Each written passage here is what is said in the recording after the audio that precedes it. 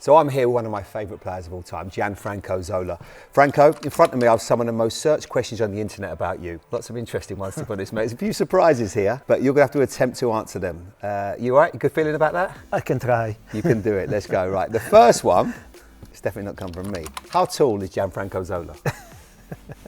Well, how small I am is well, how tall correct. are you? I am 167 centimeters, 167 centimeters.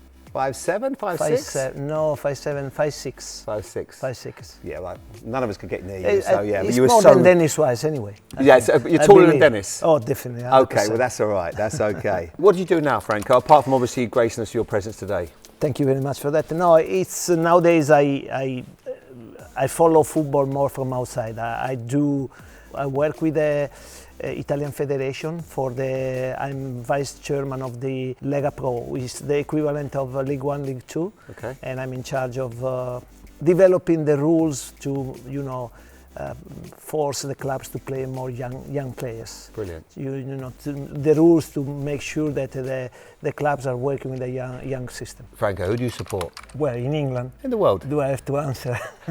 Chelsea, but I wonder about, so there's one result that you want to go your way. Napoli, Chelsea?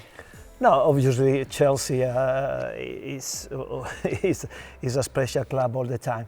I think in Napoli I'm very close to them because I know how important for Napoli people football is, and the club is doing very well, so I'm very happy about that. Good. And where do you live now, Franco?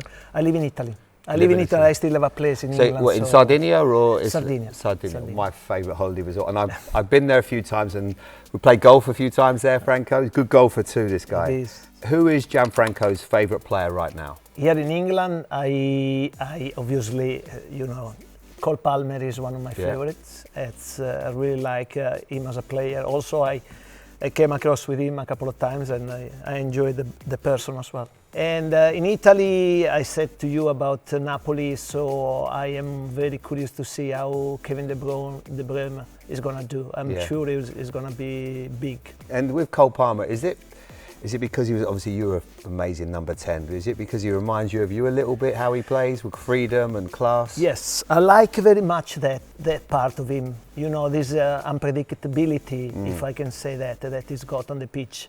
He's a free spirit. He likes to, go follow, look for spaces and get the ball and be creative. And I have to say, he does it very well. Okay, what is Gianfranco Zola's favourite food? Well, Italians love pasta, and I'm like them. I really love pasta. Can you cook?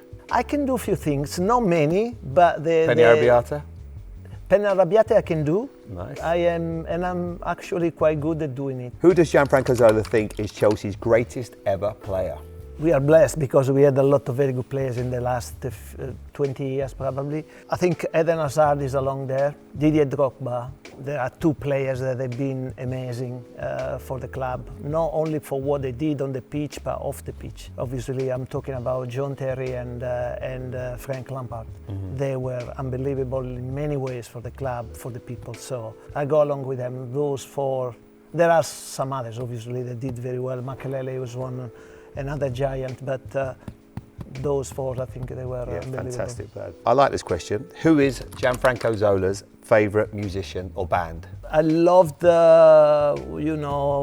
Peter Gabriel. I loved Elton John. I loved Dire Street, Eagles. Those were the bands that when I was growing up and I was starting football, I used to follow and listen to all the time. So I love. So if you was walking into the stadium now, like all the players with the headphones on, getting ready, getting into the zone for a big match at Stamford Bridge, what would you be listening to? That's very strange, Jamie, because majority of my teammates, they used to do that. I used to get into the game in a different way, reading a book. That's how I got in the zone. I learned amazing. to do it every year because I used to get nervous before the match. Yeah. The book would allow me to relax, to get into a comfort zone, and then go on the pitch and do, give them my best. One more question, and this is not from the internet, this is purely from me, and I want to know the answer to it.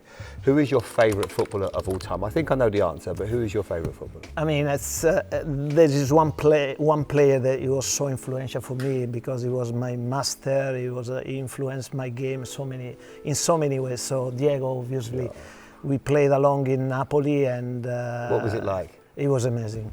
Jamie, trust me, he was amazing, and also he was a very gentle and genuine person. That's what I liked about him. And that left foot.